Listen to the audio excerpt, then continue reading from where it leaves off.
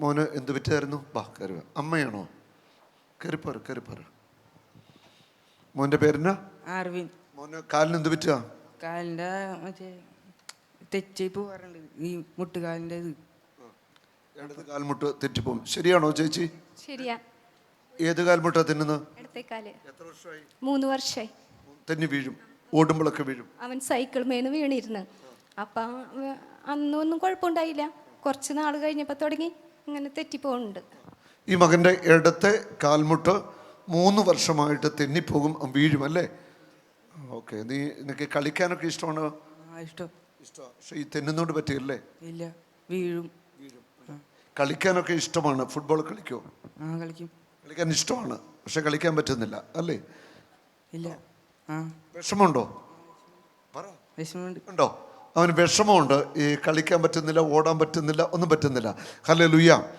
ഈ മകന് കർത്താവ് സൗഖ്യം കൊടുക്കാൻ പോവാ. ഇത് എൻ്റെ തുവാലയാണ്, ഞാൻ ഉപയോഗിക്കുന്ന തുവാല.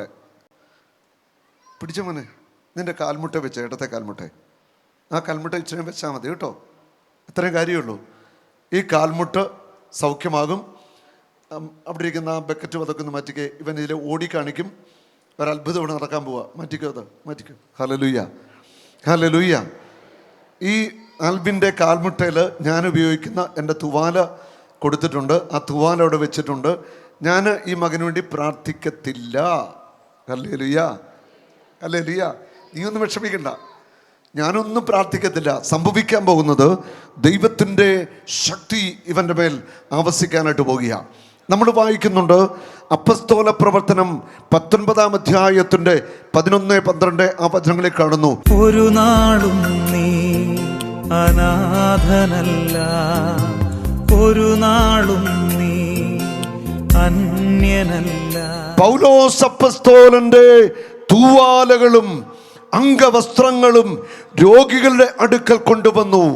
പൗലോസ് അപ്പസ്തോലന്റെ തൂവാലകളും അംഗവസ്ത്രങ്ങളും രോഗികളുടെ അടുക്കൽ കൊണ്ടുവന്നു. അവരെ സ്പർശിക്കുകയാണ്. അവരിൽ നിന്ന് അശുദ്ധാത്മാക്കൾ വിട്ടുപോയി. രോഗികൾ സൗഖ്യം പ്രാപിച്ചു. ഹല്ലേലൂയ. പൗലോസ് അപ്പസ്തോലന്റെ ഉള്ളിൽ വസിച്ച അതേ പരിശുദ്ധാത്മാവ് തന്നെ എൻ്റെ ഉള്ളിൽ വസിക്കുന്നു. ഹല്ലേലൂയ. പൗലോസ് അപ്പസ്തോലന്റെ തൂവാല സ്പർശിച്ചപ്പോൾ, അംഗവസ്ത്രം സ്പർശിച്ചപ്പോൾ അത്ഭുതം നടന്നുവെങ്കിൽ ഇവിടെയും അതേ അത്ഭുതം നടക്കും. ഹല്ലേലൂയ. ദൈവത്തിൻ്റെ ശക്തിക്ക്, പരിശുദ്ധാത്മാവിൻ്റെ ശക്തിക്ക് ഒരു കുറവും സംഭവിച്ചിട്ടില്ല. ഹല്ലേലൂയ. പത്രോസിന്റെ നിഴലടിച്ചപ്പോൾ രോഗികൾ സൗഖ്യം പ്രാപിച്ചു. അശുദ്ധാത്മാക്കൾ അലറിക്കൊണ്ട് വിട്ടുപോയി. ഹല്ലേലൂയ. നീ അത് വരങ്ങി വന്നേ. കാല് വലിച്ചു കൊടുന്നു, ഉരി പോകത്തില്ല. ആഞ്ഞു തുടിച്ചു. ഇനി വട്ടം കറക്കിക്കേ. ഇനി 2 സെല്ലിക്ക് തെറ്റിച്ച്. തെറ്റിച്ചോ, നല്ല ബലത്തിന് തെറ്റിച്ചോ. തെന്നത്തില്ല, അങ്ങോട്ട് തെറ്റിച്ച്. ഇനി ഓടിക്കേ. കരമടിച്ചു കർത്താവിനെ സ്തുതിക്കട്ടെ. പത്രോസിന്റെ നിഴലിൽ സൗഖ്യശക്തി വ്യാപരിച്ചു അടയാളങ്ങൾ സംഭവിക്കുന്നു. പത്രോസിന്റെ നിഴലിൽ സൗഖ്യശക്തി വ്യാപരിച്ച് അത്ഭുതങ്ങൾ സംഭവിക്കുന്നു. ഹല്ലേലൂയ. ഇനി വിറയ്ക്കുന്നുണ്ട്.